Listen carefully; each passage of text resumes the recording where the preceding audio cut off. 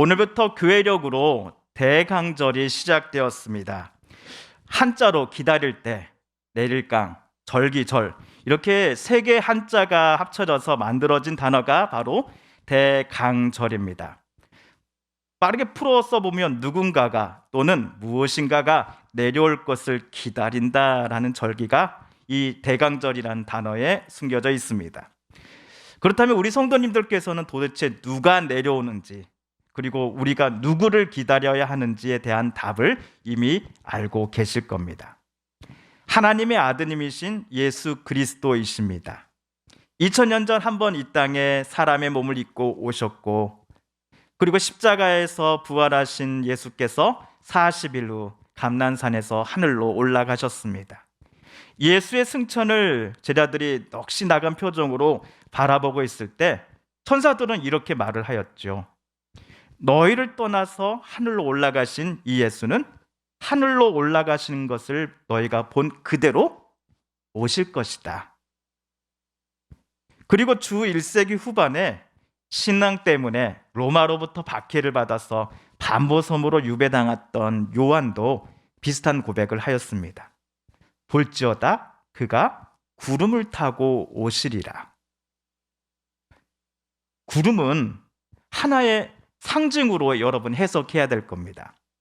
우리 성도님들께서 오늘 교회 나오실 때 교회 차량으로 아니면 자가용으로 오시는 것처럼 예수님의 자가용이 구름입니다 라고 주장하는 것은 이 성경의 저자들이 말하는 이 비유법을 충분히 간파하지 못한 겁니다. 저와 여러분이 최근 아침마다 이 출애굽기 말씀 묵상을 하고 있습니다. 엊그저께 출애굽기 33장 본문에서도 구름이라는 단어가 등장하는데요. 하나님께서 모세가 만들어 놓으신 이 장막에 내려오셔서 지금 머물고 계신다, 이스라엘과 함께 계신다라는 것을 이스라엘 백성들이 어떻게 알게 되었는가? 구름 때문이었습니다. 이스라엘이 애굽에서 탈출하여 광야를 거닐 때에 그들을 하나님께서 보내주신 이 불기둥과 구름기둥으로 인도해 주셨습니다. 이처럼 성경에서 구름은 하나님께서 이스라엘과 또는 하나님을 섬기는 백성들과 늘 함께 하신다라고 하는 것을 남들에게 시각적으로 증명할 수 있는 증거가 되었습니다. 그러므로 예수님께서 구름을 타고 다시 오신다라는 구절이 기록된 요한계시록을 우리가 읽을 때 요한이 말하고자 하는 핵심은요, 예수님의 자가용이 구름이다가 아니라 하나님의 아드님이신 예수께서 다시 우리가 사는 세상 속으로 내려오실 것이다 라는 그 말씀에 있음을 우리는 잊지 말아야 합니다. 생각해보면 뭔가를 기다린다는 것은 우리의 마음을 설레게 합니다. 혹시 물건을 시켰는데 공장에서 배송은 언제 출발하나? 지금 물건이 어디쯤 와 있나? 홍성 택배 집합소에는 언제 오나 하면서 시간이 날 때마다 이 핸드폰 새로 고친 버튼을 매번 눌렀던 분이 혹시 계십니까? 그런 분 안 계시죠? 네, 그 사람이 바로 접니다. 홍성은 그래도 물건 시키면 바로 다음 날 아니면 늦어도 다다음 날까지는 도착하는 편인데도 그새를 못 참고 24시간이 되지도 않았는데도 배송 조회 다시 고친 버튼을 몇 번씩 누르는 제가 정말 한심해 보일 때가 많았습니다.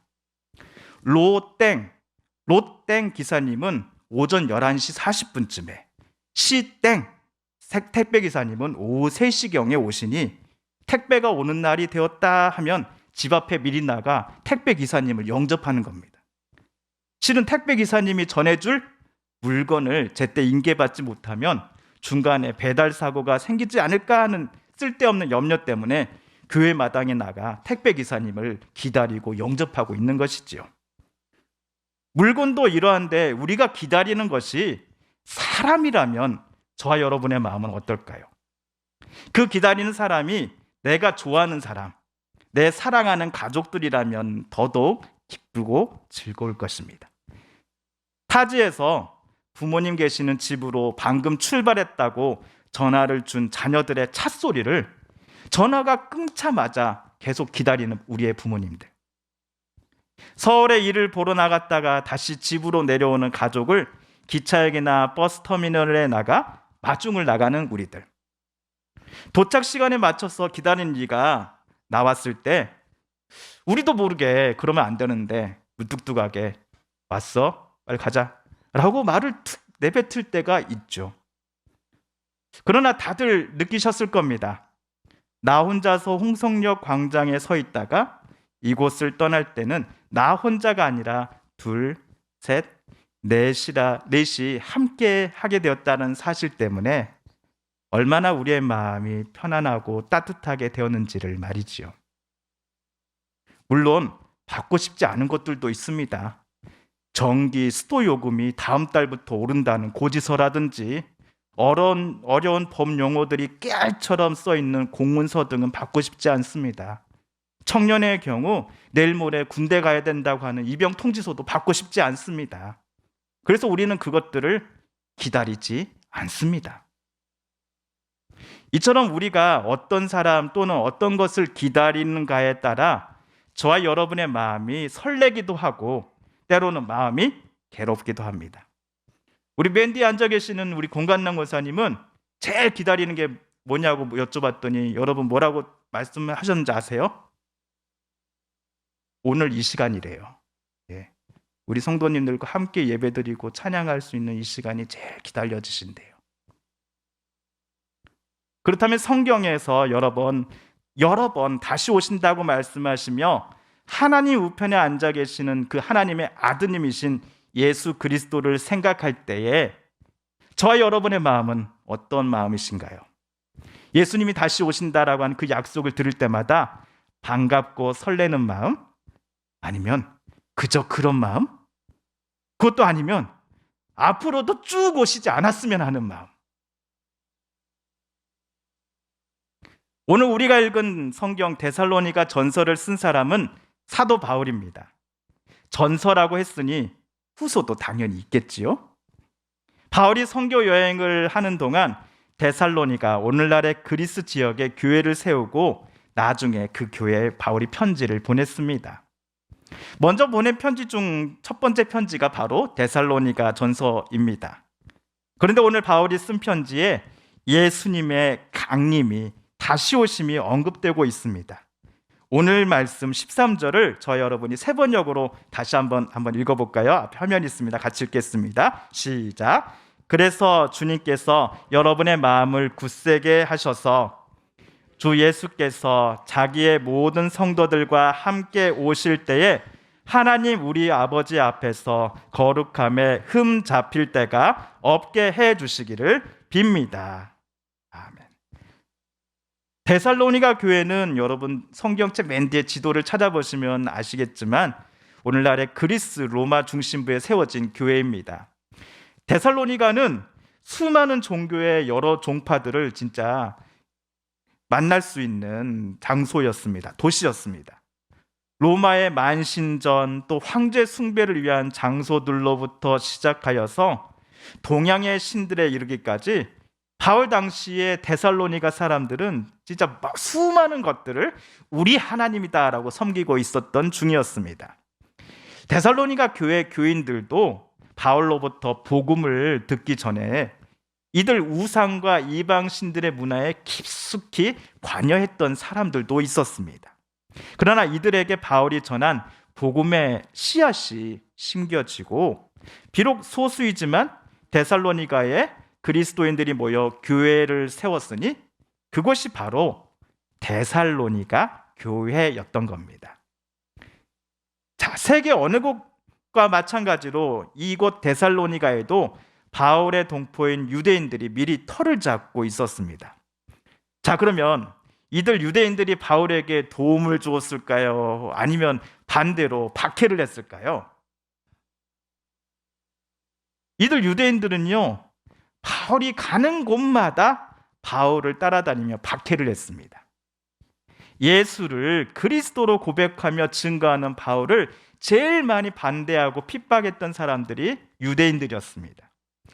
이에 반해 여호와 하나님 그리고 아들 성자 예수님과 성령 하나님에 대해서는 아무것도 그동안 몰랐던 데살로니가 교인들이 복음을 받아들이고 아름다운 공동체를 세우기까지 했으니 바울로서는 이들 교인들이 얼마나 대견하고 사랑스러웠겠습니까? 동시에 그들이 딱하기도 했을 겁니다. 데살로니가 땅에서 그리스도인들이 살아갈 때에 수많은 것들을 내려놓고 포기해야 하고 손해 보아야 함을 바울이 누구보다도 잘 알고 있었기 때문이죠. 그렇게 데살로니가 교회 교인들이 바울에게 큰 힘이 되어준 것에 보답하고자 바울은 밤낮으로 그들을 위해 하나님 앞에 간절히 빌었습니다. 그리고 언젠가는 또다시 서로 얼굴과 얼굴을 바라보는 그날이 어서속히 찾아오기를 소망하는 마음을 바울은 편지에 담아 데살로니가에 보냈습니다. 그러면서 13절 끝에 바울은 한 가지 당부 또는 부탁의 말씀을 덧붙입니다. 주님이신 예수께서 이 땅에 다시 오실 때에 우리 모두가 하나님 우리 아버지 앞에서 거룩함에 무엇이 흠잡을 데가 없는 사람으로, 무엇에 흠잡을 데 없는 사람으로요? 거룩함에 흠잡을 데 없는 사람으로 서 있어야 한다라는 당부였습니다. 이 편지를 받아볼 때 데살로니가 교인들은 거룩함에 있어서 흠잡을 데가 없는 사람이 도대체 무엇을 말하는 거야? 라고 의아해했을지도 모릅니다. 어떤 교회인은 거룩함이란 그거 사도 바울 선생님께만 해당되는 거라고요 라고 말했을지 모릅니다.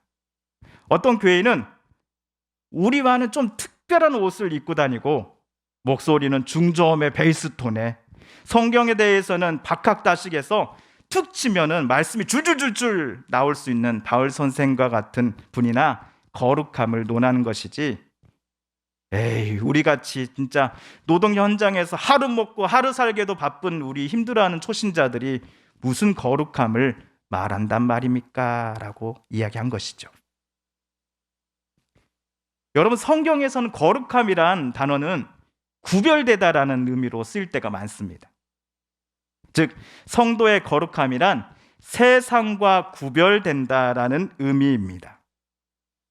세상과 성도가 서로 선을 긋고 너희 땅, 내 땅 서로 나눠 간다는 의미의 그 구분된다라는 단어와 혼동하지 말아 주십시오. 그렇다면 바울은 데살로니가 교회 교인들이 그들이 사는 데살로니가 사회 속에서 어떻게 구별되기를 바랬을까요? 바로 사랑하며 사랑받는 존재로 구별되기를 바울은 그들에게 원했습니다. 오늘 말씀 12절입니다.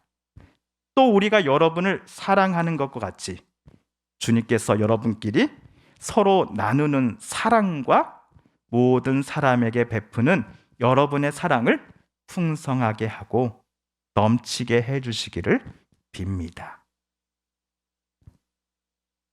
성경의 표현을 빌어 구름을 타고 주님께서 다시 이 땅에 다시 오셨을 때 데살로니가 교회 교인들 모두가 서로를 사랑하고 아끼는 모습으로 살아가다가 주님 앞에 나아가기를, 주님 앞에 설 수 있기를 바울은 데살로니가 교인들에게 요청했습니다. 우리 교회 인사말처럼 뭐죠?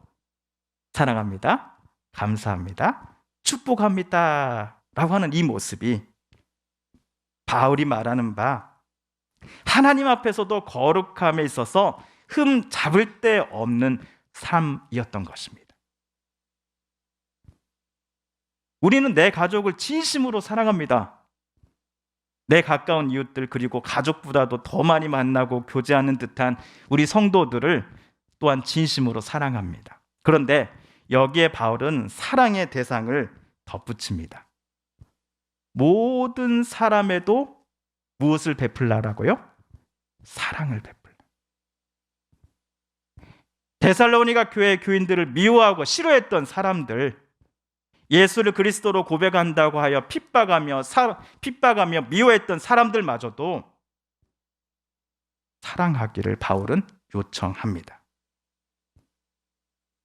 하지만 우리의 힘으로는, 의지로는 나를 죽도록 미워하던 사람, 핍박했던 사람을 용서하기도 사랑하기도 어렵기에 바울은 다시 오실 주님께서 우리의 사랑을 풍성하고 넘치게 해주시기를 주님께 빌었습니다. 시편에서 다윗은 이렇게 고백한 부분이 있습니다. 여러분 시편 한번 같이 한번 읽어볼까요? 시작. 주를 바라는 자들은 수치를 당하지 아니하려니와 까닭없이 속이는 자들은 수치를 당하리이다. 여호와여, 주의 도를 내게 보이시고 주의 길을 내게 가르치소서. 주의 진리로 나를 지도하시고 교훈하소서. 주는 내 구원의 하나님이시니 내가 종일 주를 기다리나이다. 아멘.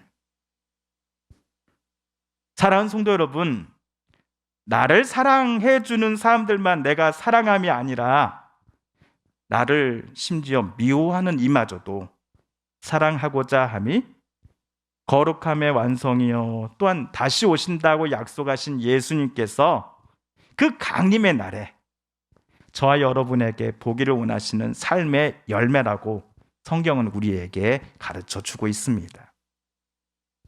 대강절 첫 번째 주일, 오늘 우리의 삶을 한번 되돌아보고 싶습니다. 올 한 해도 우리 정말 하나님께서 우리에게 원하신 뜻대로 살았는지요? 내 가족들, 내 성도들, 내 이웃들, 내 나라를 사랑하며 살았는지요? 주님이 다시 오시는 그때 우리가 주님 앞에 설 때에는 내가 진실로 누군가를 사랑하며 아끼고 여태까지 살아왔노라고 우리 주님 앞에 자랑하고 싶습니다. 다시 오실 주님을 기다리면서 여호와께서 늘 우리에게 주님의 뜻을 보여주시고 주님의 길이 내 삶을 늘 인도해 달라고 기도했으면 좋겠습니다.